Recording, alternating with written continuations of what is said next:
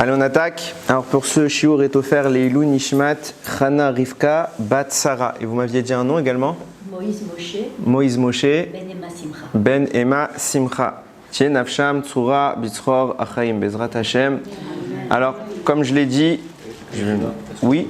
Pour la Refoua Shelema de Avraham Ben Rivka. Avraham Ben Rivka. Ces jours sont en danger. Bezrat Hashem, Bezrat Hashem, Bezrat Hashem. Alors comme on l'avait dit, Baruch Hashem, les livres sont arrivés, j'y croyais plus, mais bon, Hashem lui il y croit toujours. Donc on a Baruch Hashem les livres, c'est gratuit, ok. Vous vous servez, non, je le précise, je dis tout le temps la même chose, mais il y a un prix, c'est de les lire. Ok, on ne les prend pas pour la décoration de l'armoire, on le prend, on le lit.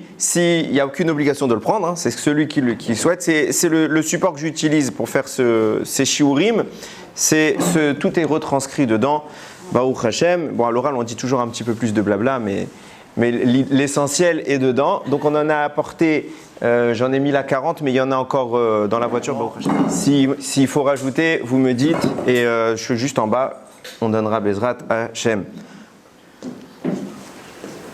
Alors, donc on est toujours à la suite. Je reste toujours sur le chapitre 1 qu'on va terminer Bezrat Hashem aujourd'hui. C'est la troisième partie du shiur. Ok, donc ça fait vraiment suite à tout ce qu'on a vu. Et on se rend compte au fur et à mesure de l'étude qu'on fait sur le livre de Yoshua. Mais ce n'est pas que sur Yoshua, c'est surtout le Nar. C'est que Bémet, c'est l'application concrète de ce qu'on a vu dans la Torah. Et donc en fait, on est tout le temps obligé de se référer à ce que, quand on va avoir des interrogations, on va souvent devoir remonter dans la Torah, dans les histoires qu'on a déjà vécues, dans les informations que Moshe a déjà laissées, que les Avot ont déjà laissées. Et pour être franc avec vous, j'étais en train cette semaine d'écrire justement un chapitre du tome 2. Et je me rends compte que Bémet, des fois, c'est ce qu'on appelle la pratique. C'est comme quand vous êtes en cours. À l'école, le professeur il fait la théorie, vous explique le cours. Au début, vous ne voyez pas trop où est-ce qu'il veut en venir, puis après, vous faites les exercices. Et quand vous faites les exercices, vous comprenez à quoi ça servait l'information en maths, le théorème, etc. Et ben, c'est exactement ça, Bémet. C'est comme ça que j'ai vécu la chose. C'est que il y a des textes qu'on a lus, même des fois des halachot, qu'on les lit sans les analyser. Pourquoi ? Parce qu'on ne les vit pas. On n'a pas l'exemple concret de l'information qui est là-bas évoquée. Et quand on arrive à un moment où la Torah elle compose l'événement, ça veut dire qu'on est vraiment en train de vivre la situation évoquée dans la théorie, et on se rend compte de détails qui sont étranges. Et là, on commence à se poser des questions, et c'est grâce à l'histoire même de la suite de la Torah qu'on comprend ce que la Torah a voulu nous dire à ce moment-là. Sur le moment, je parlais d'un cas où il fallait faire, à un moment, il faut brutaliser certains chevaux pendant une guerre. Je me suis dit, c'est quoi cette barbarie? Et en fait, c'était écrit dans la Torah et qu'il y avait des détails. Et Baruch Hashem, on en apprend tous les jours. On va essayer un petit peu de mettre ça en application. Et c'est vraiment la suite, ce shiur-là, c'est vraiment la suite de celui de la semaine dernière.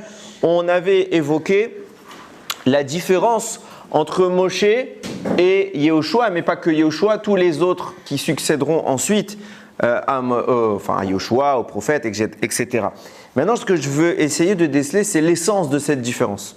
On avait expliqué Moshe, il est plus grand. Okay, la Torah de Moshe, elle est au plus haute que n'importe qui dans l'histoire. Okay, d'où vient profondément cette différence? Et vous allez voir qu'il y a des nuances à apporter. Je vous lis encore une fois un passage qu'on a déjà étudié au premier shiur. Je vais juste lire les psukim pour pouvoir les analyser. Donc cette fois, c'est écrit Vayetzav Yehoshua et shotrei ha'am les morts. Donc Yehoshua a ordonné aux policiers, aux préposés, ils ont mis du peuple en disant Ivru bekerev ha'machane, vous allez passer dans tout le camp. Vayetzavu et ha'am les morts, vous allez donner un ordre à toute la population.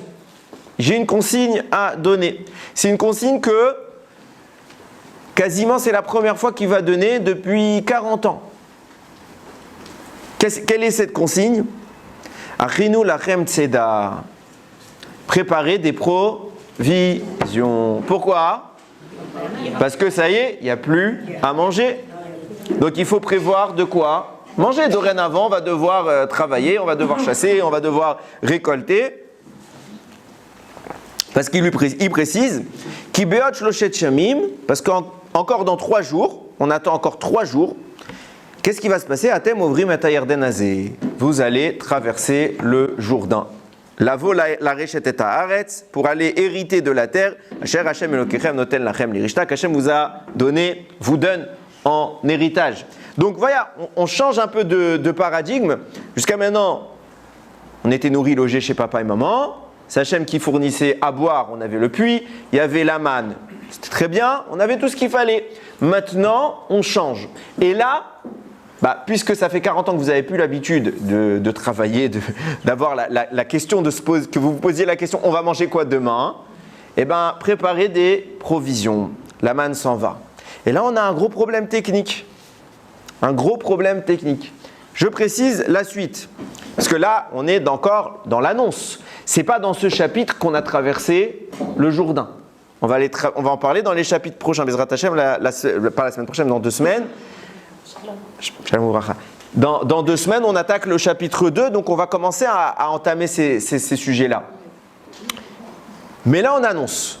Et c'est au chapitre 5 seulement que la Torah va donner précisément le moment d'arrêt de la manne. Et là-bas, la Torah nous dit, enfin, le Yehoshua, Vayochlu me'avour haaretz mimachorat apesar matzot vekalouy be'etzem hayam hazeh. Donc ce jour-là, le lendemain, on nous donne une date précise. Le lendemain de Pessar. Pessar, c'est quand? Le 15 Nissan. Le lendemain de Pessar, donc ils ont mangé le blé du pays, tout ce qui avait été préparé. Ils avaient mangé à Pessar les matzot, et maintenant on se charge de manger du blé. Vaishbot aman mimachorat. Et le lendemain, la manne s'est arrêtée. Beoklam et Avour haaretz, quand ils l'ont mangé en passant dans le pays. Veloya od livnei Israël man.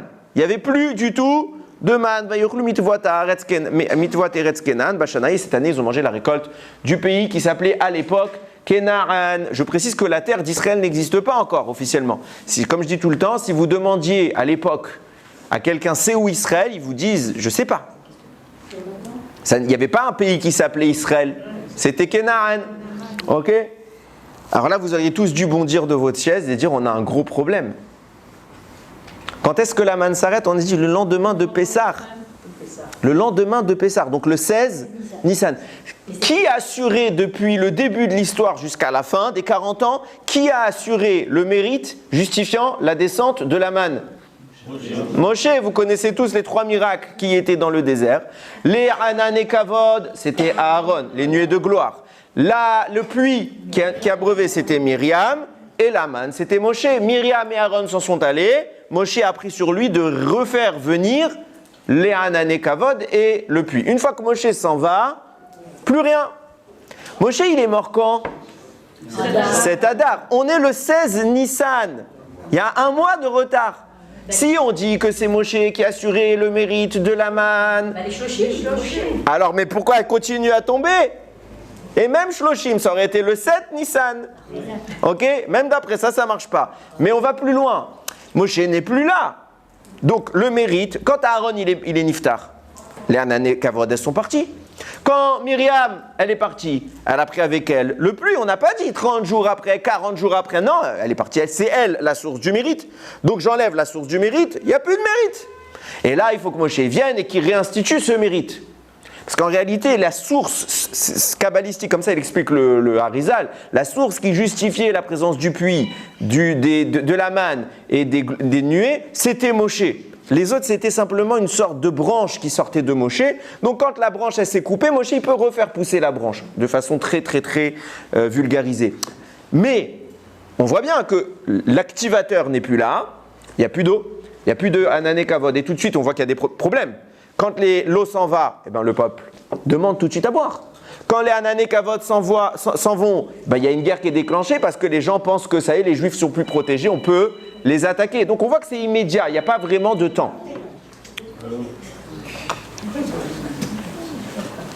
Ça arrive à tout le monde. Je dis donc, il n'y a pas vraiment de delta entre la source qui s'en va et le retrait du miracle. Là, vous êtes à plus d'1 mois. D'après certains, il y a eu 2 mois. Pourquoi?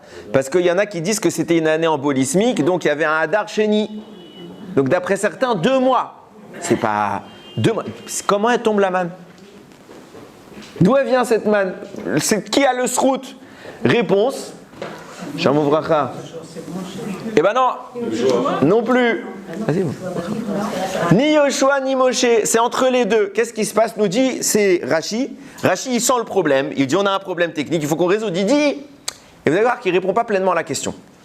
Il dit, en réalité, le jour de la mort de Moshe, la manne a arrêté de tomber. Il n'y a plus eu de manne du tout qui est tombée. Mais cependant, cette manne-là, elle a tenu jusqu'au 16 Nissan. Donc, on va dire il a joué. Il sert sur la ligne. Le mérite a disparu, donc il n'y a plus de manne qui tombe du ciel. Mais la manne reste. Mais si finalement, c'est aussi problématique. Il n'a absolument pas résolu le problème, Rachi. C'est moi qui cache les choses, je pense. Il n'a pas résolu le problème. Pourquoi? Parce qu'on sait que, de façon quotidienne, la manne tombait et qu'on n'avait pas le droit d'en garder. Qu'est-ce qui se passait pour ceux qui la gardaient? De toute façon, ça pourrissait. Donc ça ne tenait pas. Sauf Shabbat. Sauf Shabbat. En effet, Shabbat, c'était mot compte double. Donc on en avait, mais ça tenait un jour. Le lendemain de Shabbat, Yom Rishon, c'était fini. Là, on est entre 1 mois et 2 mois. Donc on est, quoi qu'il en soit, d'accord, de dire que cette manne a miraculeusement été prolongée. Donc c'est un miracle. Donc je pose une question qui est naïve. Un miracle pour un miracle. On a gagné quoi? Un miracle. On n'a rien gagné. Fait que si c'est pour me donner la manne, me dire qu'elle va rester, au lieu de la faire tomber, fais la manne comme d'habitude, reste dans le système standard et fais qu'elle tombe tous les jours. Et puisque d'habitude elle s'en va, là tu la maintiens. Ah, qu'est-ce qu'on a gagné? Non, il faut qu'on soit dans un système intermédiaire dans lequel la manne est là, sans être là. Elle tombe plus, mais elle se maintient. On a c'est la seule explication. C'est pour ça. On pourrait dire qu'elle tombe, mais en fait, on aurait le problème de dire qu'aucun texte ne va avec cette explication. Pourquoi? Parce que tous les midrashim, tous les commentaires, toute l'histoire explique que c'est généré exclusivement par le srout de Moshe. On va voir comment Moshe a fait descendre cette manne. Vous allez comprendre en plus par la suite. Donc, c'est mathématique. Moshe s'en va. Et on voit, on a preuve à la pluie avec la mort de Myriam et la mort de Aaron. On voit que c'est comme ça que ça a fonctionné. Donc forcément, il faut une raison qui va justifier son maintien. Le commentaire qu'on a, c'est Rashi, le commentaire phare de toute la Torah. Les gens croient que Rashi, il a juste fait des petits, comme ça, annotations. Mais Rashi, c'est quasiment l'homme qui a le plus commenté la Torah. Il a fait ça sur le Chumash, il a fait ça sur le Nar, il a fait ça sur toute la Gemara. C'est de la folie. C'est de la vraie folie. Donc Rashi, tout ce qu'il écrit, il l'a reçu de ses maîtres. Il n'a rien inventé. À part des fois, il donne son avis. Surtout quand on va être dans la Gemara, il va donner sa manière de comprendre les choses. Mais là, pour en revenir au texte, Rashi donne l'explication telle qu'il l'a reçue depuis toujours. C'est resté. Et de toute façon, encore une fois, c'est pas quelque chose qui est vraiment en soi dérangeant. Parce que Rashi n'invente pas. On a une tradition depuis des siècles. De maître à élève, de père à fils. On le sait. Donc, encore une fois, quand Rashi l'a écrit, c'est simplement qu'à un moment, on a fini par l'écrire. Mais tout ça, c'était à l'oral. Comme énormément d'informations que vous connaissez, qui ne sont pas écrites dans le texte. Okay? Tout ça, c'est transmis pendant des siècles et des siècles. Et Baruch Hashem, on a, je pense, la tradition la plus ancienne de l'histoire, de père en fils. À Pessah, qu'est-ce qu'on fait? On prend notre fils, on l'assoit à côté de nous, on lui apprend l'histoire. On lui apprend notre histoire. C'est merveilleux. Donc Rashi n'a pas inventé. Mais simplement que, encore une fois, Rashi, quand il répond à un problème, s'il me donne une réponse qui ne répond pas au problème, on n'est pas avancé. Donc encore une fois, qu'est-ce que ça change? Que la manne se maintienne dans son système classique, quotidien, apparition-disparition, que de dire je vais faire un nouveau miracle et je vais la prolonger dans le temps. Alors vous allez voir qu'il y a beaucoup de choses qui sont cachées là-dedans. Première chose, on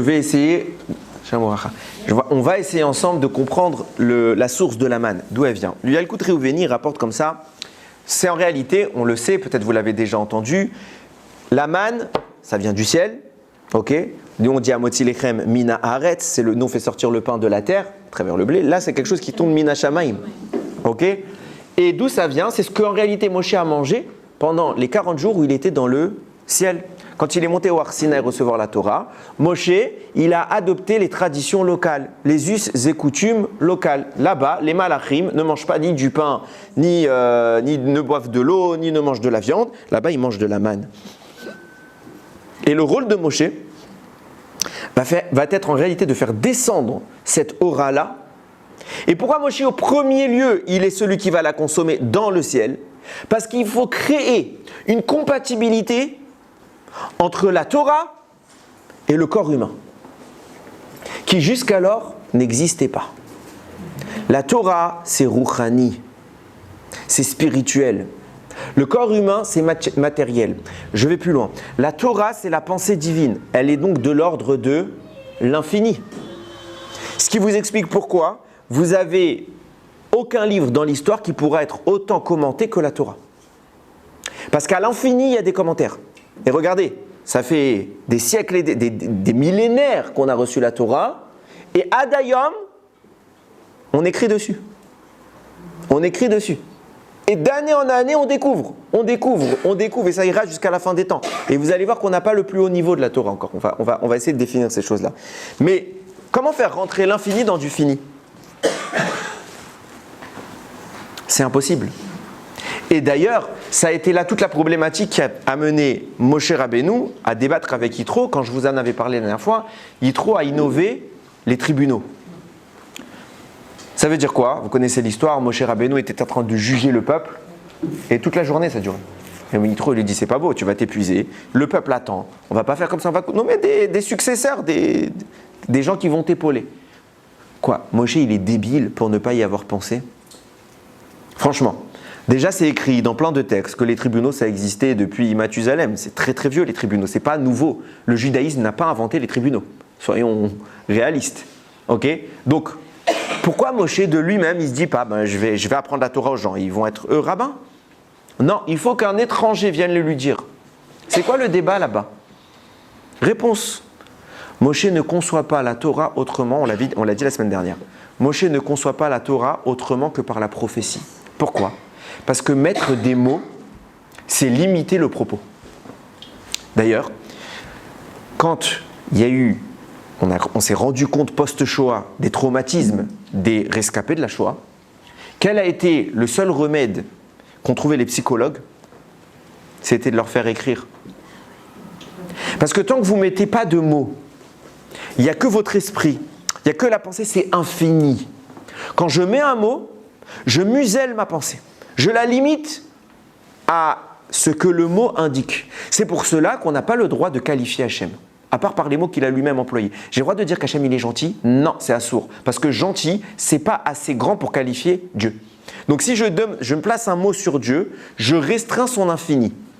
Moshe est très embêté. Répéter la parole d'Akadosh Baruch Hu par l'esprit humain, c'est systématiquement la diminuer. Donc lui il dit, on parle à Dieu, Dieu choisit. Donc je suis le seul prophète, je suis le seul à être à même de juger les cas. Et vient Yitro, il dit mais non, c'est ça toute l'essence de la Torah. C'est que Dieu a contredit la logique. Il a rentré l'infini dans un espace fini, dans des mots. Et de sorte que la composition de ces mots nous permette de déchiffrer un sous-code, un sous-sous-code, un sous-sous-sous-code ad blidai. Ad blidai. C'est inconcevable. C'est inconcevable. Et c'est exactement ce que vous dites quand vous faites Asher Yatzar, refait Chol Bassar ou Mafli Larasot. Il y a quelque chose de prodigieux, de pélé, de merveilleux dans la composition humaine qui relie une âme dans un corps. L'âme est infinie, le corps est fini. On rentre une quantité supérieure dans un récipient qui n'est pas censé être capable de l'accueillir. Voilà ce que Moshe doit réaliser à Matan Torah. Voilà pourquoi la Torah n'est pas spontanément inhérente au monde. Il faut qu'un homme monte dans le ciel, donc change de sphère, pour aller la tirer. Mais il y a quoi de si difficile de recopier un texte? N'importe qui pouvait le faire. Non, la difficulté c'est de matérialiser cette Torah. Et pour ce faire, il faut qu'on crée un pont entre le corps et la Neshama. La Neshama, elle peut concevoir la Torah, c'est son monde. Le corps, il ne peut pas concevoir. Ce pont-là, Moshe va l'obtenir grâce à quoi? À la manne. La manne est un outil à spiritualisation. Elle vient drastiquement raffiner le corps pour lui permettre d'accès à quelque chose qui n'est pas censé concevoir. Qui n'est pas censé concevoir. Parler à quelqu'un qui n'a pas de Gdusha, il n'a pas du tout de Gdusha, de Torah, c'est parler à un mur. Il vous prendra littéralement pour un imbécile. Parlez à un athée, qui ne vient pas du tout du monde juif, un athée les gamrés. Il vous prend littéralement pour un illettré, imbécile, obscurantiste. Alors que, On a nos penseurs qui sont extraordinaires, on a des génies. Et ils ne sont pas illettrés. On est un des premiers peuples lettrés de l'histoire. Donc, c'est tout le paradigme que j'essaye de dire. La nuance entre eux et nous, c'est quoi? C'est qu'on a eu le srout d'avoir la manne. Et Moshe l'a fait descendre et au préalable, il l'a consommé. Pour lui-même devenir compatible avec la Torah. Et vous allez voir que même pour Moshe, c'était loin d'être facile. Très loin d'être facile. Il y a un travail énorme qu'il va opérer. Et regardez ce qui se passe à ce moment-là. Pourquoi Moshe est celui qui amène la manne? Comme je l'ai dit tout à l'heure, jusqu'à maintenant, la Torah était inaccessible. Où on voit que la Torah était inaccessible? Où c'est écrit dans la Torah?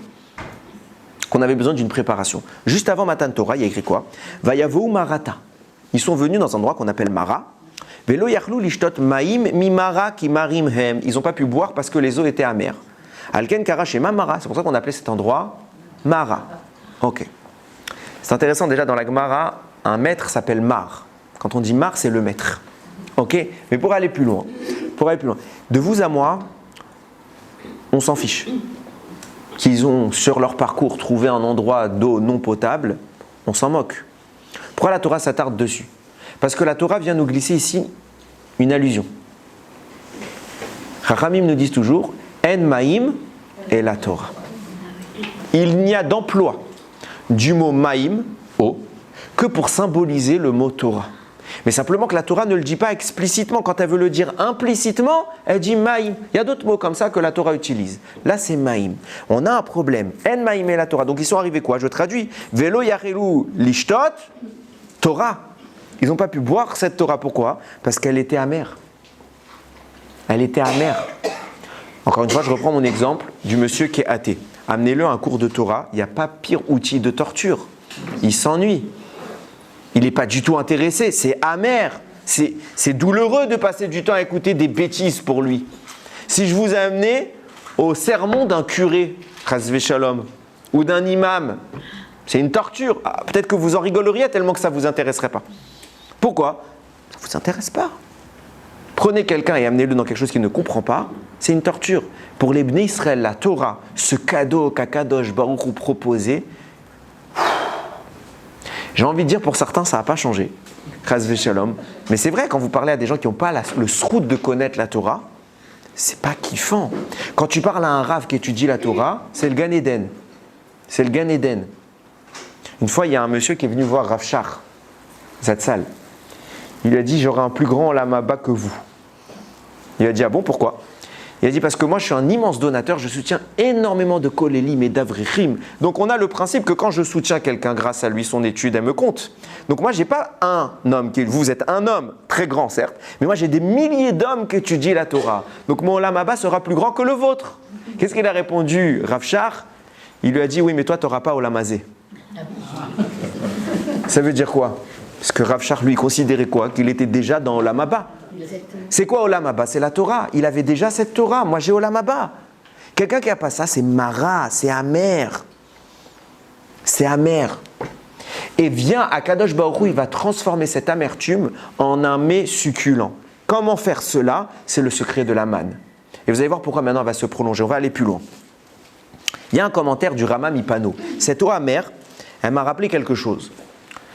Rachamim disent, on a un problème avec les 8 derniers psukim de la Torah. Ceux qui vont justement laisser place à Yehoshua. Quel est le problème là-bas? C'est que l'auteur ne pouvait pas les écrire sans être un menteur. L'auteur, c'est qui? Moshe. Moshe va écrire là-bas qu'il est mort. Donc s'il écrit qu'il est mort au moment où il est vivant, il ment. Alors on aurait pu dire, oui, bon, il sait qu'il va mourir. Non, il a écrit il est mort, il n'y a pas écrit il mourra. Il faut bien comprendre un détail qui est fondamental dans l'approche de l'étude et particulièrement du Chumash. C'est qu'il est au sens le plus profond du terme vrai. Il n'y a pas de métaphore. Souvent, dans l'explication commune, pour faire des raccourcis, on va dire oui, c'est une métaphore. Mais qu'est-ce qu'une métaphore à part un mensonge? Si je dis à quelqu'un il est blanc comme neige, est-ce que Mamash il est blanc comme neige? Non, il est pâle. Mais il n'est pas aussi blanc que la neige. Donc quelque part, ma comparaison n'est pas la bonne. J'aurais dû dire tu es peut-être jaune, mais pas blanc comme neige. Donc, quelque part, la comparaison, la métaphore, insinue tacitement, on est tous d'accord avec ça, on l'accepte, mais de mentir. La Torah ne peut pas faire ça. Parce que le mensonge, c'est du sheker. La Torah, c'est du émettre. Rav Sitruk Zatzal, il disait tout le temps, 99% vrai, c'est 100% faux. C'est 100% faux. Parce que c'est soit c'est vrai complètement, soit c'est faux. La Torah n'est pas 99% vrai, ni 98, ni 99,99. La Torah, c'est 100%. Donc si Moshe écrit qu'il est mort au moment où il est vivant, vous pouvez prendre ce parchemin et le brûler. Le piétiner, c'est un mensonge. Comment Moshe peut-il écrire qu'il est mort? Chachamim répondent, bizarre, c'est la Gemara qui dit ça, c'est pas moi. Répond, il a écrit avec ses larmes. C'est des belles phrases, hein. Ça veut strictement rien dire à Botaï. Je vous promets, je connaissais cet enseignement. Et au Hachem, on ne peut pas toujours s'interroger sur tout. Ok, on est humain. Mais jusqu'à qu'il y a un moment, il y a quelque chose qui vous met la puce à l'oreille, vous dites, mais c'est quoi ces sornettes? Il a écrit avec ses larmes. Prends du papier, mets tes larmes, écris, ça va faire quoi? Une tâche. Admettons que les larmes de Moshe, c'est quelque chose de très très spécial. Ok. Bassof. Alors qu'est-ce qu'il fait? Il a écrit avec ses larmes, et Yehoshua, il a vu les traces, il est revenu après, il a complété au-dessus des larmes. Ok, donc on a encore une fois répondu partiellement à la question. Donc on voit bien que c'est Yehoshua qui termine. Retenez bien cette info. Mais il s'avère que quoi qu'il en soit, admettons que ce soit une pseudo-écriture, ça reste une écriture. Ok, donc ça reste un mensonge. Moshe a écrit qu'il était mort alors qu'il était vivant. C'est pas ma question en réalité, hein. C'est le Rama Mipano qui pose cette question. Et il va répondre de façon que je trouve très intéressante, on va essayer d'expliquer ensemble. C'est écrit comme ça, le Rama il dit, l'écriture des larmes de Moshe, qu'est-ce que c'est? C'est le reflet du ciel qui brille dans ses yeux. J'explique, enfin du moins je tente. Comme ça il dit la clarté, excusez-moi j'ai oublié le mot, je revois mes annotations, c'est la clarté du ciel qui a formé les lettres, comme ça a brillé dans ses yeux et ça a formé les lettres. Ça veut dire quoi? Et il rajoute, et j'ai oublié un détail, normalement toute la Torah aurait dû être écrite comme ça. Pas par l'encre, mais par les larmes de Moshe Rabbeinu. Entre guillemets, vous comprenez tout de suite la relation que j'essaye de mettre en place. Les larmes, on est bien d'accord que c'est un liquide amer, salé. Donc j'essaye de comparer ça avec l'amertume que la Torah évoque avant qu'on la reçoive. C'était mara, quelque chose d'amer. Qu'est-ce que ça met en place? C'est se rappeler que c'est l'essence même de Moshe qui est ici traduite. Quand Moshe est né, qui a nommé Moshe? Bitya. C'est pas, sa mère, elle lui avait donné un autre nom. Yekutiel, Kol HaKavod. Il avait d'autres noms encore, il en avait 7. Ok. Mais on n'a pas choisi celui de sa mère, on a choisi celui de Bitya. Pourquoi? Parce que celui de Bitya va caractériser la nature profonde de cet homme. Il écrit Vaïgdal et Eled Vatevi Olevat Paro, il a grandi, ils l'ont amené à sa mère, enfin la fille de Paro. Vaïla Leven, il est devenu son fils. Vatikrashemo Moshe, elle l'a appelé Moshe, pourquoi? Vatomer, Kimina Maïm Meshitiu. Parce que je t'ai sorti de l'eau. Encore une fois, En Maïm et la Torah. Il n'y a d'emploi du mot Maïm que pour symboliser la Torah. D'où vient Moshe? Moshe, c'est l'incarnation, c'est la matérialisation de la Torah. La Torah est là et on vient faire extraire d'elle un élément qui va permettre sa descente dans le monde. Cet élément s'appelle Moshe parce qu'il est l'extraction de la Torah. Quand Moshe Rabbeinu retourne au ciel, après 120 ans, il ne peut plus écrire normalement. Il ne peut écrire la Torah qu'au travers de l'eau. Qu'est-ce que nous avons de la Torah? Nous avons sa matérialisation. Moshe est arrivé à la fin de sa vie à un stade où il ne peut plus rien matérialiser. Il ne peut plus la faire descendre. Quand nous disons que Moshe ne pouvait pas écrire sa mort, mais qu'il l'a finalement écrite, de quoi on parle? On parle de l'âme de la Torah. On ne parle pas de son aspect physique. Vous comme moi avons un corps. Qui voit la Neshama à l'intérieur? Personne. Mais elle est là. Ce que nous connaissons de la Torah, c'est une histoire et un ensemble de lois. Comme ça que la Torah est présentée. L'histoire du peuple. Et au fur et à mesure, quand il y a des informations juridiques, j'ai envie de dire, eh ben on les glisse. On a nos lois. Très bien. Ça, c'est l'habillage de la Torah. La Torah existe bien avant. Bien avant. Vous croyez que la Torah découvre l'histoire? Ça veut dire quoi? Au fur et à mesure, elle est écrite. La Torah précède le monde. C'est par la Torah que Dieu a créé le monde. Alors quoi? Là-bas, on avait déjà fait le veau d'or? Non, ça n'a rien à voir. Cette Torah-là qui est d'essence spirituelle, qui vient des sphères d'en haut, Moshe va la descendre. Et quand il arrive à la fin de sa vie, il témoigne de ce qu'il est au plus profond de son être. À la base, Moshe, il est la source de la Torah qui vient dans le monde. Mais quand il s'en va, cette source s'en va. Et on ne peut plus écrire cette Torah. Quand Moshe écrit avec ses larmes, il n'écrit plus le corps, il écrit l'âme. Cette âme va s'habiller dans un texte, mais le texte va cacher l'âme. Notre corps est beaucoup moins que notre neshama. Nos habits sont moins que notre corps. On change d'habit en fonction de la circonstance. Ce soir, on va rentrer, on ne va pas être habillé avec une chemise pour dormir. Ce serait un peu gênant. On change en fonction de la circonstance. La Torah s'habille en fonction de son milieu. Et en fonction de son milieu. Et Moshe Rabbeinu, ce qu'il a fait descendre, ce n'est pas sa mort. Ce n'est pas sa mort. Ce que Moshe a écrit, c'est pas qu'il est mort. C'est autre chose. Quoi? J'ignore.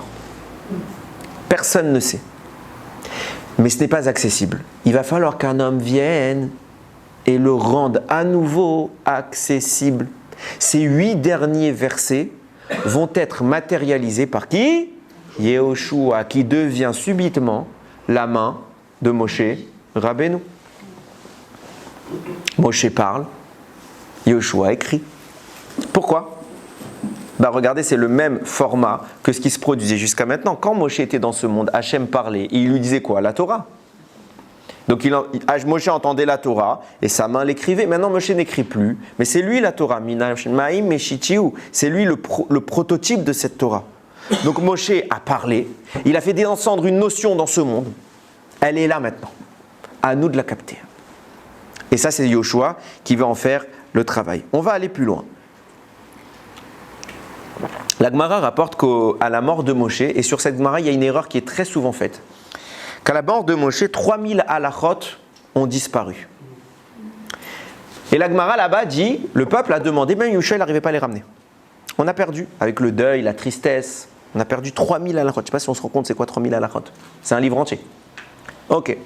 Ils ont tous été voir Yehoshua, ils lui ont dit, Yehoshua Binoun, t'es prophète, demande à Dieu. Qu'est-ce qu'il répond Yehoshua? Lo b'shamayim hi. Elle n'est plus dans le ciel, la Torah. Depuis que Moshe l'a fait descendre, la Torah est l'apanage de l'homme. Preuve en est, qui décide du calendrier? Les hommes. Et même si ce n'est pas comme ça dans le ciel attend que nous, on dise Rosh Chodesh. Le ciel attend pour que nous décidions quelle est la date de Rosh Hashanah, Kippour, Sukkot, tout. Nous, Lo b'shamayim hi. Ils ont tellement été déçus de la réponse, les Israël, qu'ils ont attendu un très très grand prophète plus tard, qui s'appelle Shmuel Hanavi. Ils ont dit peut-être Yehoshua il n'arrive pas, mais Shmuel il est comme Moshe et Aaron, peut-être lui il va faire. Ils ont dit, Shmuel, demande à Hachem les 3000 halachot qu'on a perdus. Shmuel il dit, Lo b'shamayim hi. J'ai pas le droit. C'est à nous de nous creuser.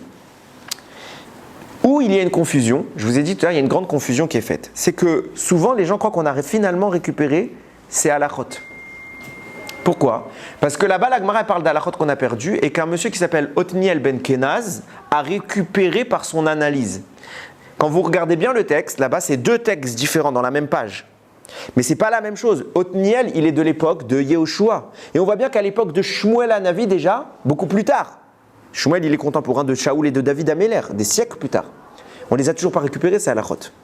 Donc si vous me dites que Otniel les a récupérés, alors pourquoi on repose la question à Shmuel? Ok, là-bas vous voyez, regardez bien le texte pour ceux que ça intéresse, le nombre qui est évoqué pour Otniel c'est un autre nombre, donc on avait perdu plus que 3000 et on répond il y a 3000 Mahamach, on les a perdus, et un autre nombre que, je crois que c'était 1700, si je ne me trompe pas, que Otniel a récupéré, ok, c'est d'air, mais on en a perdu Mahamach 3000. Moshe s'en va, il y a une conséquence directe. Maintenant je pose une question simple. Quelle est la différence entre ces 3000 halachot qu'on n'arrive pas à récupérer et les 1700 de Otniel qu'on a réussi à récupérer? Pourquoi on n'arrive pas à tout récupérer? Elles sont plus dures. Quelle est la différence profonde qui fait qu'on n'arrive pas à les récupérer? Et Yehoshua ne veut pas demander. C'est bizarre. Même Moshe, quand il ne savait pas, il demandait. Même Moshe, quand il ne savait pas, il demandait. Ok, c'est-à-dire, on n'arrive pas maintenant. On voit bien à plusieurs reprises que certains grands maîtres ont ce qu'on appelle des Gilouïm. Ils ont des dévoilements divins. Et on rapporte ça dans la halakha. Le plus grand décisionnaire de l'histoire, c'est qui? Rabbi Yosef Karo, le Shulchan Aruch. Ok? Lui-même, il dit, il y a un Maguide, il y a un ange qui venait me voir. Et des fois, il lui donnait des halakhot. Et des fois, il ramène ça. Comment tu acceptes ça, l'Obashameimihi? Pourquoi Yoshua, il ne demande pas? Pourquoi Shmuel, comme Moshe et Aaron, il ne demande pas? Réponse, il ne pouvait pas. Et c'est ce que je vais essayer maintenant d'expliquer. Le Igra décalé, il rapporte comme ça. La Gemara, elle dit que si on n'avait pas détruit les premières tables, alors la Torah n'aurait jamais été oubliée. Donc ces 3000 halachot n'auraient jamais été oubliés. On n'aurait rien oublié d'aucun des détails. La destruction des tables a changé la donne. Pourquoi? Il y a une relation immédiate qui se tisse donc, entre les lois que Moshe oublie, qu'on a oubliées à la mort de Moshe, et cette disparition de la Torah telle que Moshe l'avait donnée dans les premières tables. Il faut bien savoir que Moshe, il a peiné pour obtenir la Torah. Moshe aurait très bien pu recevoir la Torah en un jour, si c'est Hachem qui la donne. La Chachamim nous disent, Moshe, qu'est-ce qui se passait? Tous les jours, Hachem lui enseignait la Torah. Donc on devine qu'on n'est pas dans une dimension qui est temporelle. Mais à chaque fois qu'il finissait son enseignement à Hachem, Moshe oubliait tout. Un jour, 2 jours, 3 jours, Hachem il répète. 4 jours. Il est patient Hachem. 39 jours. À la fin, Hachem lui dit, alors t'as retenu quoi? Moshe répond, rien. Pas un mot. Et Hachem lui a donné toute la Torah. Toute la Torah. 40e jour, il a tout obtenu. Quel est le mérite de cet homme finalement? Franchement, il a quoi comme mérite? Il est monté au ciel, on lui a téléchargé la Torah dans la tête. Il n'a pas de mérite. Et pourtant, c'est lui le maître de tout le peuple juif, c'est le plus grand homme de l'histoire. Il n'a pas de mérite. Où il est son mérite? Écoutez bien ce qu'il explique le Igra Dekala. Hachem lui a fait un cadeau qu'il a fait à l'humanité et pas qu'à Moshe. C'est Moshe après qui va nous le donner. C'est ce qu'on appelle le pilpoul. Le pilpoul, c'est l'analyse. D'où vient le pilpoul? Une fois, mon Rav, il m'a dit, vous connaissez ce pasouk que quand on a reçu la Torah, il y a écrit Vechol ha'am roim et akolot. Et tout le peuple a vu les voix. On ne voit pas des voix, on entend des voix. Le son et la vision, c'est 2 choses différentes. On entend, on voit, c'est pas la même chose. Et là, ils ont vu des voix. Il m'a expliqué comme ça. Il m'a dit, quand on était au Har Sinaï, chacun a reçu sa part de la Torah. Et chacun a vu que l'autre recevait une part différente. Donc il dit, c'est bizarre, ça pas, j'entends que lui, ce qu'il est en train d'étudier, c'est pas ce que moi je suis en train d'étudier. Donc il allait voir son copain. Il lui a dit, mais dis-moi, de quoi vous avez parlé qu'est-ce que tu as entendu toi, Matan Torah? Alors le copain, il lui dit, moi j'ai entendu ça. Et il lui dit, moi pas du tout. J'ai entendu ça. Il fait, mais attends, mais ce que tu as entendu, c'est pas ce que j'ai entendu, viens on compare. Et là ils ont commencé chacun à analyser l'autre. C'est de là qu'est née la notion de la chavruta, qu'on étudie en binôme, on compare les connaissances. C'est ça ce qu'on appelle le cadeau qu'Akadosh Baruch Hu a fait, qui s'appelle le pilpoul. On a pu chacun voir l'enseignement de l'autre. Et ensemble, on a formé un Sefer Torah complet. Je dis tout le temps, est-ce que ça viendrait à l'esprit de quelqu'un de descendre dans la synagogue et d'effacer une lettre de la Torah? Pourtant, on est tous une lettre de la Torah. Pourquoi? Parce que le mot Israël, c'est les initiales de Yesh, Shishim, Ribo, Otiot, la Torah. Il y a 600 000 lettres dans la Torah. C'est faux, il n'y a pas 600 000, il y a moitié moins. Ok? Qu'est-ce que ça signifie? Il y a autant de lettres, on essaie de nous comparer, il y a autant de sources que d'âmes juives. Pourquoi? Parce qu'il y a une corrélation entre chaque neshama et chaque explication de la Torah. Donc nous sommes tous une partie de cette Torah. Si moi j'exprime pas ma Torah au monde, alors c'est comme si j'allais voir le Sefer Torah et j'enlevais une lettre. Je rends le Sefer Torah pas soul. C'est pour ça que c'est pas que les rabbins ou que les religieux qui doivent étudier la Torah. C'est tout le Ham Israël. Sinon vous faites du Sefer Torah, un Sefer Torah pas soul. Chas v'shalom. Chas v'shalom. Je reprends ce que je disais. Cette corrélation entre les neshamot, elle est la source du problème de Moshe Rabbeinu. Puisque chaque être humain a sa part de la Torah. Comment Moshe peut recevoir ma part? Il ne peut pas. Il ne peut pas. Donc viens à Kadosh Baruch Hu, il dit à Moshe, regarde, je te donne la part des 600 000 Bnei Israël. Mais lui, il a combien de parts? Une. Donc ça ne rentre pas. Ok, on réessaye demain, on réessaye après-demain, ça ne rentre pas. Et qu'est-ce qu'il fait Moshe tout ce temps? Il mange de la manne. Arrive le 40e jour et subitement il y a un déclic qu'on a appelé le pile-poule. C'est l'analyse. Ça veut dire que d'un coup, Moshe va être capable d'intriquer toutes les informations de toutes les neshamot. Et subitement, par ses efforts quotidiens de répétition, de sanctification, c'est ce qu'on appelait la consommation de la manne, Moshe se hisse à lui seul au niveau des 600 000 neshamot du peuple juif. Et il reçoit les 600 000 sources. Ces 600 000 sources, il va les rapatrier comme lui les a reçues. Ça veut dire quoi? De façon séparée. C'est pour ça que chaque être va recevoir sa Torah. Et il va dire, pour que vous constituiez le Sefer Torah, il va falloir que vous utilisiez le pile-poule. Ce cadeau qu'Akadosh Baruch Hu m'a fait et qui m'a permis d'uniformiser la Torah et d'être capable de la descendre dans ce monde. Et c'est là que le problème apparaît. Moshe Rabbeinu nous descend. Il trouve quoi? Le veau d'or. Il va casser la Torah. Qu'est-ce qu'Hachem lui dit avant de trouver le veau d'or? Il dit ok, on les tue tous et de toi on va refaire un peuple. Qu'est-ce qu'Hachem propose? C'est pas grave en réalité. J'ai 600 000 sources qu'on appelle la Torah. J'ai 600 000 canaux de réception qui sont le peuple juif. Donc je fais descendre une source par âme. Ok, toi tu as toutes les sources. Viens, j'enlève ces sources-là. De toi, je vais faire repousser 600 000 récepteurs et on va recharger. Ça marche, puisque toi tu as les sources maintenant, tu peux les faire descendre dans ce monde. C'est pas dangereux. Moshe il dit quoi? Hors de question. Hors de question. Il prie, il nous sauve. Heureusement, on n'a pas eu dans l'histoire un autre avocat comme Moshe. Comme Moshe. Il y a des gens qui disent que c'est pour ça qu'on ne sait pas où est-ce qu'elle est sa tombe, parce que si on savait où est-ce qu'elle est sa tombe, on irait le voir, et tout ce qu'on demanderait auprès d'Akadosh Baruch Hu, Moshe il irait plaider pour nous, comme on va voir quand on va voir un tzaddik. On dit s'il te plaît, va voir Akadosh Baruch Hu, prie pour moi. Si c'est Moshe qui prie, c'est assuré qu'on y arrive. Tellement qu'il a eu, j'ai envie de dire 99% de réussite. Le seul échec où il a pris et que ça n'a pas marché, c'est quoi? C'est quand il a pris pour lui. Il n'a pas pu rentrer en Israël. Je reprends ce que je disais. Moshe prie, il sauve le peuple. Donc, il rétablit les canaux. C'est ce peuple-là qui va recevoir les 600 000 sources qu'il a en lui. Et là, on a un problème technique qui va tout nous expliquer. Moshe Rabbeinu descend, il voit le veau d'or. Et il dit, Mil Hachem Elai, tout celui qui est avec moi, qui est avec Hachem, qui vienne combattre avec moi. Et là va se déclencher une guerre dans le peuple juif et il va y avoir des morts. La Torah nous dit, vous savez combien il y a eu de morts? 3000. Je vous lis le texte. Vayasu Bene Levi, les Bene Levi, c'est eux qui ont fait la guerre. Kidvar Moshe, ils ont fait comme Moshe il a dit. Vaipol Mina Am Bayom Aou, Kishloshet Alfe Ish. 3000 hommes. Qu'est-ce qui se passe puisque cette Torah composée de 600 000 canaux doit descendre dans 600 000 réceptacles et qu'on nous retire 3000 de ces réceptacles? Alors cet écart-là n'a pas reçu de zone pour poser son pied. Elle n'a pas pu descendre. Elle est là. Pourquoi? Parce qu'il y a Moshe. Tant que Moshe est là, on a la source. Elle est présente dans ce monde. Moshe l'a acheminée. Mais Moshe, lui, il peut l'exprimer, mais elle n'a pas de quoi se maintenir sans Moshe, parce que Moshe, quand il est venu sur terre avec ses 600 000 sources, il les a données à chacun. Maintenant, que Moshe soit là ou que Moshe ne soit pas là, elle est enracinée dans ce monde. Mais ces 3000 sources restantes n'ont pas trouvé d'endroit où s'installer.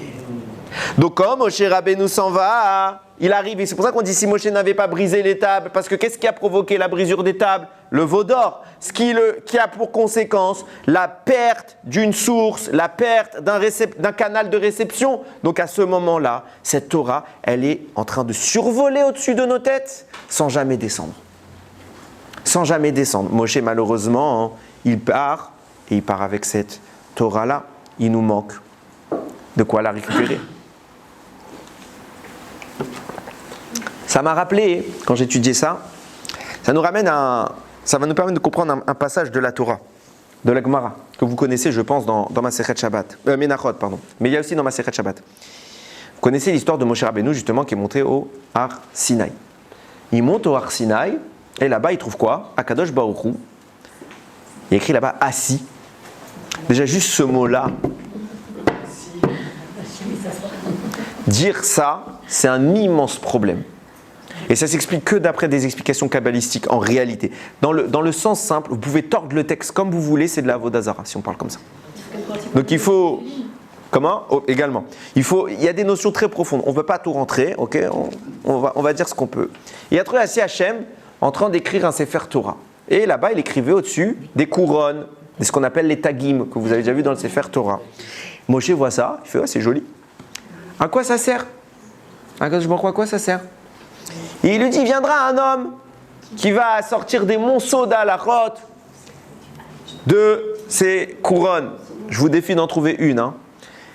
C'est qui cet homme? Rabbi Akiva. Akiva ben Yosef. Trouvez-moi une halakha dans toute la Torah que Rabbi Akiva il a sorti des tagim. Et on parlera. Je ne vais pas parler de ça, j'ai déjà fait des shurim sur ça, je ne vais pas parler de ça, mais juste pour vous mettre un peu la puce à l'oreille. Donc je disais, Moshe Rabbeinu il dit quoi? Un homme il va sortir derrière ça, montre-le-moi. Alors l'histoire raconte, Hachem lui dit retourne-toi, et il est propulsé Moshe Rabbeinu au shiur de Rabbi Akiva et à un endroit très précis à la 8e place. Bizarre. 8e place du shiur de Rabbi Akiva. Il écoute, et il pige rien. Il pige rien. À un moment, il y a un talmide dans le shiur, il lève la main et dit Kvod Harav. Rabbi Akiva lui dit d'où vous savez? Torah de Moshe. Répond Rabbi Akiva, Halacha les Moshe Misinaï. C'est une loi que Moshe nous a transmise au Har Sinaï. Et Moshe, il est content. Il est content. Baruch Hashem, ça va. C'est 2 mois au final. Alors Hachem, Moshe il dit à Hachem, attends, t'as un bonhomme comme ça, et c'est moi que tu choisis, envoie-le lui pour être l'homme qui va donner la Torah. Hachem lui dit, chut, tais-toi. Ainsi est venu à mon esprit. Ainsi est venu à mon esprit. C'est rigolo parce que je m'entends parler dans votre bouche. Ainsi est venu à mon esprit. Non, ce n'est pas pour Chas v'Shalom. Qu'est-ce que ça signifie? Bien, le prix de Tzadik qui dit, c'est quoi cette phrase Halacha les Moshe Misinaï? On la trouve très souvent dans le Talmud. Quand vous entendez Halacha les Moshe Misinaï, c'est comme si c'était un pasouk de la Torah. Alors pourquoi c'est pas écrit dans la Torah? Pourquoi c'est Halacha les Moshe Misinaï? Il écrit là-bas le prix de Tzadik. Vous savez c'est quoi une Halacha les Moshe Misinaï? C'est le fruit de l'étude privée et personnelle de Moshe Rabbeinu. C'est les chidushim de Moshe Rabbeinu. Toutes les halachot, les Moshe Misinaï, c'est pas Dieu qui les a explicitement dites. C'est le cadeau qu'Hachem a donné à Moshe qui s'appelle le pilpoul. Moshe étudie, analyse, compare et il en extrait des informations. C'est ce qu'on appelait halacha les Moshe Misinaï. Et ces informations-là font force de loi, comme un verset de la Torah. Ça signifie que tout le texte, il faut le reprendre à l'envers. Moshe Rabbeinu ne comprend pas le cours de Rabbi Akiva. Et qu'est-ce que c'est? La réponse de Rabbi Akiva, c'est Halacha les Moshe Misinaï. C'est le fruit de l'étude de Moshe. Donc c'est un contresens. Moshe a compris et a déduit des informations, et quand il les entend de la bouche de Rabbi Akiva, il ne les comprend pas. De quoi on parle? Ça n'a pas de sens. Comment Moshe ne peut pas comprendre sa propre analyse? C'est comme si je montrais à Einstein son équation, il dit je ne sais pas c'est quoi. Je ne parle pas quand il est petit, ok? Je parle quand il l'a déjà trouvé. Comment ça tu ne comprends pas? Et c'est là que se définit le contexte. La différence profonde qui existe entre Moshe Rabbeinu et tout le reste des hommes, c'est ce qu'on a parlé en introduction, c'est que Moshe voit la Torah. Moshe voit, précisément, je reformule. Moshe ne voit pas le corps de la Torah. Moshe voit l'âme de la Torah. Son corps, il ne le voit pas. Et c'est ça qui a inquiété Moshe Rabbeinu avec Yitro. Il a dit, mais on ne peut pas donner la Torah à n'importe qui. Je ne peux pas me permettre de dire aux hommes. Yitro lui dit, il faut que la Torah descende dans un corps. Et c'est là que Moshe va se mettre à écrire la Torah, quand Akadosh Baruch Hu va commencer à lui dicter la Torah. La Torah a un corps. C'est son écriture, c'est sa manifestation dans le monde. Mais être capable de voir la source de la Torah, ça c'est Moshe Rabbeinu. Ce qui fait que quand vient un homme et qui parle du corps de la Torah, Moshe me dit, mais qu'est-ce qu'il fait? Et là, Rabbi Akiva lui répond, ce que je suis en train de faire, c'est d'humaniser la science qui a été la tienne. En clair, Rabbi Akiva et tous les maîtres de l'histoire continuent le travail que Moshe a entamé d'écriture de cette Torah par des mots. Moshe s'est arrêté 8 psukim trop tôt. Il ne pouvait plus. Il est retourné à la source originelle de la Torah, ça y est, il devait partir, donc il ne pouvait plus faire descendre cette Torah. De même que les 3000 halachot n'ont pas trouvé de réceptacle, il va falloir que des hommes, par la suite, viennent et deviennent ce réceptacle. C'est là qu'intervient Yeshua et qui commence à écrire sur les larmes de Moshe Rabbeinu. Ces larmes qui paraissent amères parce qu'un être humain ne peut pas goûter leur aspect positif, cette Torah qui jusqu'alors était amère, eh ben c'est justement à nous de la rendre douce. À nous de la rendre douce. Comment? Par ce cadeau que Moshe Rabbeinu a fait, après lui-même l'avoir reçu de Dieu. Au début, Moshe ne comprenait pas cette Torah. Mais il a incorporé la Torah de l'autre. La Torah d'âme qui n'était pas la sienne. Et il a élargi son champ, sa capacité à concevoir, au point qu'il avait toutes les sources. Et là, regardez bien la nuance. Et on va vraiment distinguer les choses. Quand Moshe redescend avec cette Torah, le Harizal nous dit, il faut savoir que la Torah que Moshe a reçue est plus haute que la Torah qu'il nous a donnée. On voit ça. C'est la différence entre les premières et les deuxièmes tables. Okay? Dans les mondes d'en haut, les premières tables viennent de plus haut que les deuxièmes tables. La Torah nous met ça en allusion. En rapport avec tout ce que je viens de vous dire, vous allez voir comment c'est formulé. Quand Moshe a prié pour sauver les Bnei Israël, qu'est-ce qu'Akadosh Baruch Hu venait de lui dire? On va faire de toi le nouveau peuple. À un détail près. Il dit Ref mimeni ve'ashmidem, lâche-moi, je vais les détruire. Ve'emchet shemam mitarat hashamem, je vais effacer leur nom de la terre, dans dessous du ciel, pardon. Ve'seotecha les goy gadol, atzum varav mimenu. Je vais faire de toi un peuple plus grand et plus nombreux que lui. Il y a un problème. Si on dit que la Torah que Moshe doit faire descendre, c'est 600 000 sources pour 600 000 récepteurs. Maintenant, tu es en train d'enlever ces récepteurs et de les remplacer par une nouvelle version, mais tu en mets plus. Ça veut dire qu'il y a plus de sources à donner. Il y a plus que 600 000. En effet, Moshe Rabbeinu a une Torah qui est plus haute, qui a plus que 600 000. Mais en fonction des gens qui étaient sur place, il n'a pu dévoiler que ça.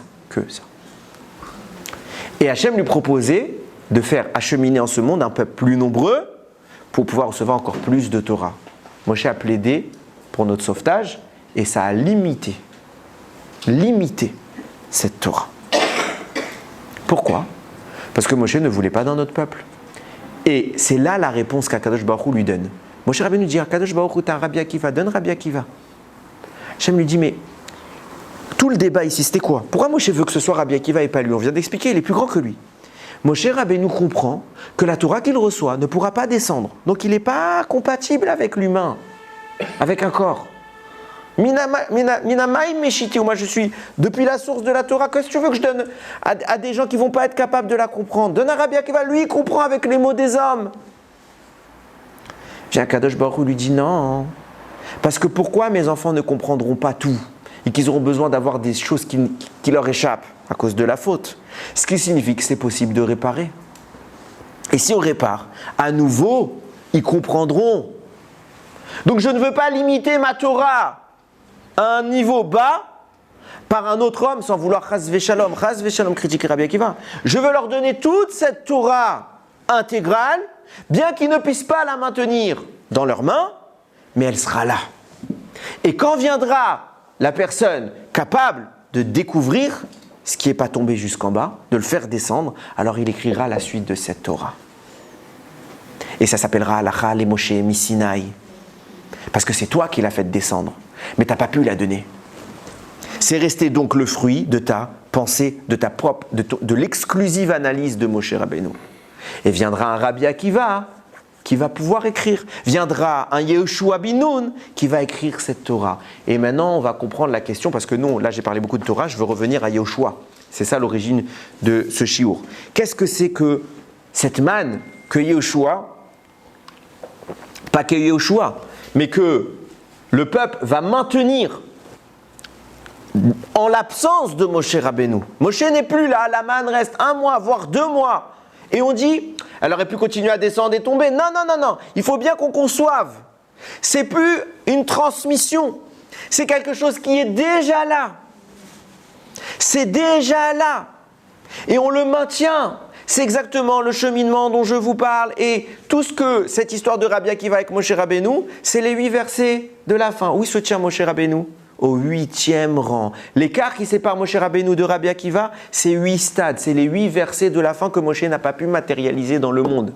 Qui doit les matérialiser et les maîtres qui suivront? C'est bien Yehoshua qui vient et qui commence à écrire cette Torah. Yehoshua dit, je ne peux pas demander les 3000 halachot. Pourquoi? Parce qu'il faut des êtres humains qui viennent les récupérer, pas par la prophétie. Moshe a déjà fait cela. Elles sont là.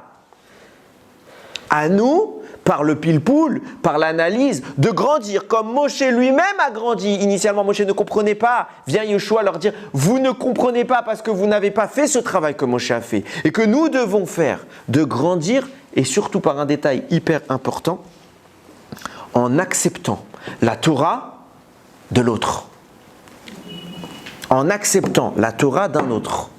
Parce que c'est par la confrontation que va émerger une 3e source qui n'était ni présente chez moi, ni chez la 2e personne avec qui je vais étudier. Je vais confronter ma position à la sienne. Les deux sont vrais, les deux sont une source reçue au Har Sinaï. Et de là va émerger un intermédiaire, un supplément. La somme des parties est inférieure au résultat. On va générer plus encore pour faire descendre ces 3000 sources qu'on a perdues par la faute du veau d'or. Vient Yehoshua Binoun, c'est lui qui écrit les 8 versets qui vont traduire la matérialisation et donc le rapprochement de cet écart qui nous séparait de Moshe Rabbeinu. Comment cela se fait? Par le même cheminement que Moshe a fait dans le ciel. Il consommait la manne pour transformer l'eau amère en une eau potable, pour transformer cette Torah inaudible en Torah humaine et accessible. Tel a été le travail de la manne. Moshe s'en va. C'est plus à lui de descendre la manne. Ce n'est plus à lui de descendre la manne. C'est à nous de la maintenir dans ce monde. C'est à nous de la maintenir. Et précisément, quel jour elle s'arrête? Le lendemain de Pessah. Pour traduire qu'à ce moment-là, le peuple juif devient une nouvelle version de lui-même. Jusqu'à maintenant, on avait un canal exclusivement prophétique. On est sorti d'Égypte par l'entremise de la prophétie, par l'entremise de Moshe, par l'entremise de la Torah qu'il a véhiculée dans le monde. Et vient Yehoshua et initie une nouvelle Torah, la Torah de l'effort. La Torah qui signifiera que la source ne vient plus du ciel, c'est plus une manne qui descend, de même que c'est plus une Torah qui descend. C'est un pain qui vient du sol. Vous allez rentrer maintenant, vous allez garder l'essence que Moshe a transmis au monde. Vous allez devoir l'incorporer, en faire votre nature. Et concevoir de continuer, de poursuivre ce travail d'analyse par comparaison de l'autre. Et c'est seulement là que le peuple juif pourra entrer en Eretz Israël. Pourquoi? Parce que pour concevoir une civilisation, il faut de l'ardoute. Il faut une unité. S'il n'y avait pas la Torah, il y a certaines règles qui auraient été mises en place, par bon sens. Par bon sens. L'humain est moins fort que l'animal sur le plan physique. Donc qu'est-ce qui fait que je suis supérieur aujourd'hui? C'est parce qu'on s'est associés entre nous. Pour s'associer entre nous, il faut qu'on puisse vivre ensemble. Donc si chacun se frappe dès qu'il se voit, si chacun se vole, je ne veux pas vivre avec toi. Donc des règles logiques auraient été mises en place. Et pour vivre ensemble, il y a un prérequis, c'est donc accepter l'autre. Moshe Rabbeinu dit, on va descendre cette Torah. Cette Torah est le cumul de toutes les Torahs de chaque être humain. Si vous voulez que le Sefer Torah soit écrit, vous ne pouvez pas écrire une lettre sur plusieurs feuilles dissociées. Vous devez écrire un Sefer Torah. Moshe a écrit le premier Sefer Torah. C'était ça son travail dans le ciel. Récupérer ta Torah, ta Torah, ta Torah, ta Torah, la condenser et en faire une Torah. Une Torah. Si j'enlève un seul des membres du peuple juif de cette Torah, mon livre est incomplet. Mon livre est incomplet. Et je n'ai pas la Torah. On va rentrer Et Moshe Rabbeinu n'est plus là. Yeshua arrive et il dit, vous allez travailler. Vous allez arrêter de reposer sur les acquis d'une prophétie issue de Moshe. Et pour avoir la Torah, ça va devenir dur. Vous n'aurez plus autant de temps d'études. Pourquoi ? Il va falloir cultiver les champs. Il va falloir se battre. Il va falloir chasser. Il va falloir faire plein de choses. Vous n'avez plus autant de temps d'études. La Torah devient subitement dure. Qu'est-ce qu'elle redevient ? Amère. Elle redevient amère. Il n'y a plus Moshe pour la rendre douce et sucrée. À vous de la sortir de son amertume et d'en faire quelque chose de doux. Comment ? Le Hamal. Comme je le dis depuis 3 cours. L'effort. C'est quand même contradictoire. Comment l'effort peut-il être agréable ? L'effort, c'est fatigant ? Et on n'a pas envie de faire des efforts. C'était bien avant. L'effort, regardez bien, prenez un sportif. Au début, il n'a pas envie de faire du sport. Mais une fois qu'il est lancé dans le sport, c'est devenu une drogue. Mais on dit après l'effort, le réconfort. Alors, on peut le voir aussi comme ça. Mais c'est la même chose sur la Torah. Il n'y a pas un être humain qui s'est réveillé avec une envie spontanée d'étudier la Torah. Ça n'a pas existé. La Torah, c'est faire l'effort d'ouvrir le livre. C'est faire l'effort de se casser la tête.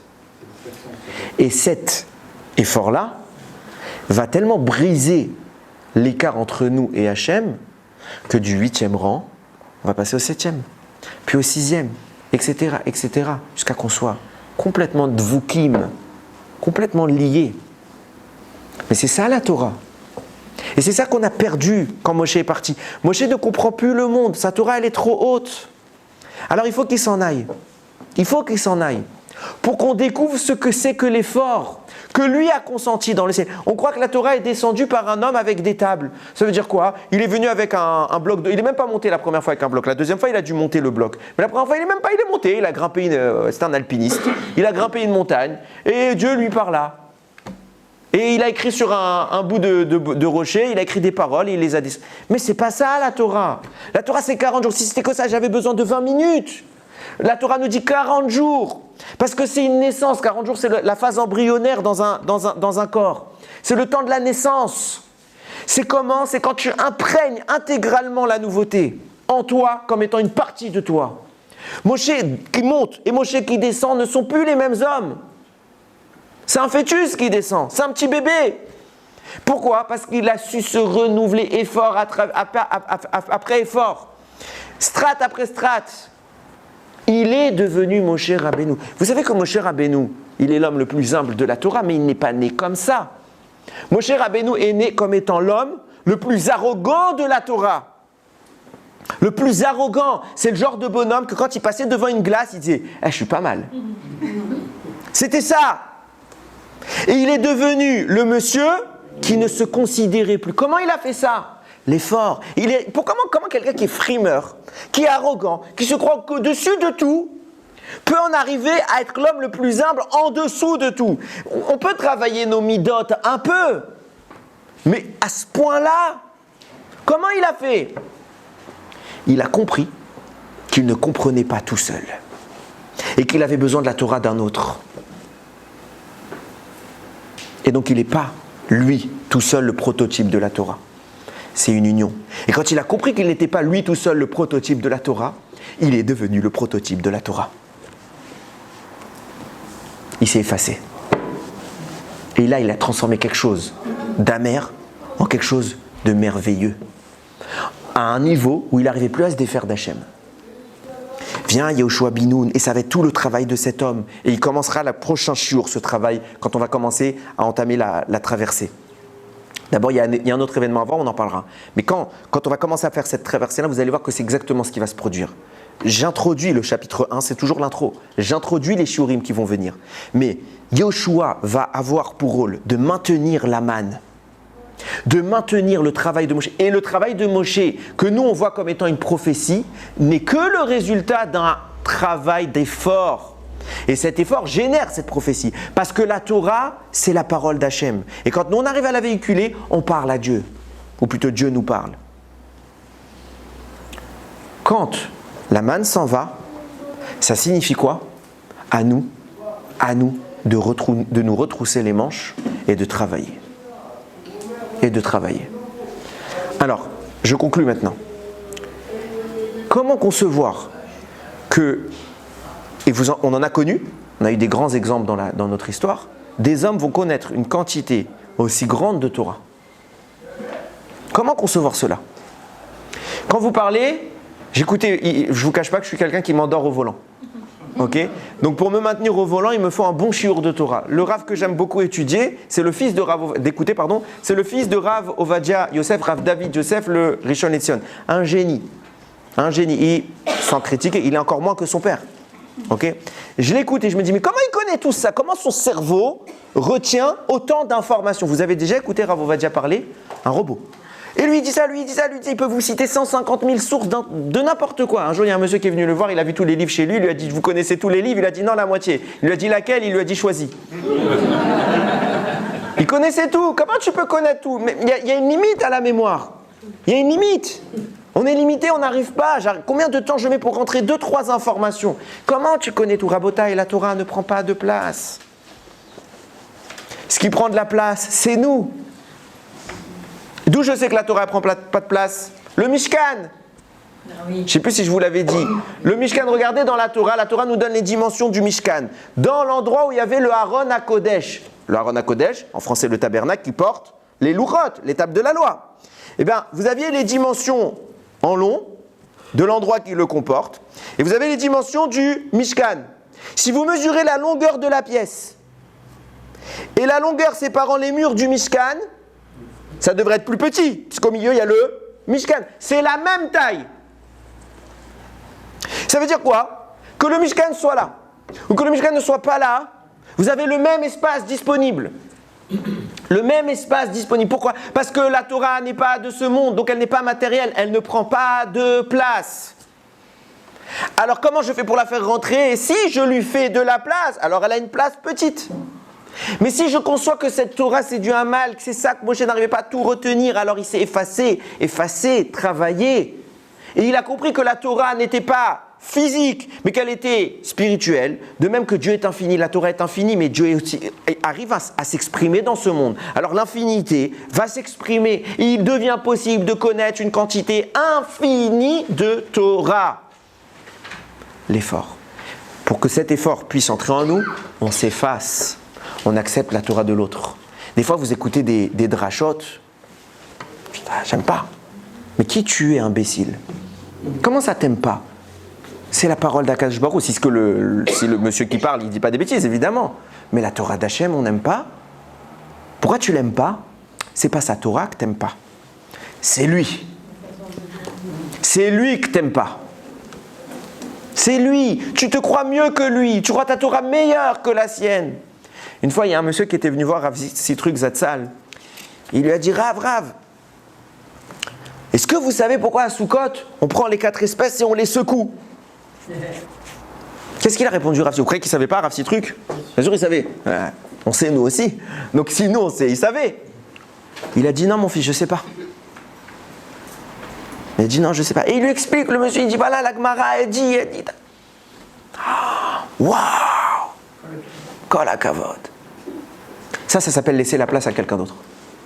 Vous avez déjà remarqué, quand des fois quelqu'un il parle, on a tendance, c'est pas vous, je suis pire que vous, si vous saviez, on est tous comme ça, de couper la parole pour nous dire la réponse avant la personne. Des fois, il y a des gens, ils posent une question au Rav, et nous on vient faire, ouais, c'est ça la halakha. Je t'ai pas parlé, hein. Je t'ai pas parlé, je parlais au Rav. Pourquoi on coupe? Parce qu'on est mieux. Ma Torah, elle est plus belle que la tienne. J'ai plus de connaissances. J'ai quelque chose à dire que toi, tu n'avais pas à dire. Mais c'est pas ça la Torah. C'est pas ça la Torah. Ve'afta l'ereacha kamocha zeklal gadol. Pourquoi on doit l'aimer comme nous?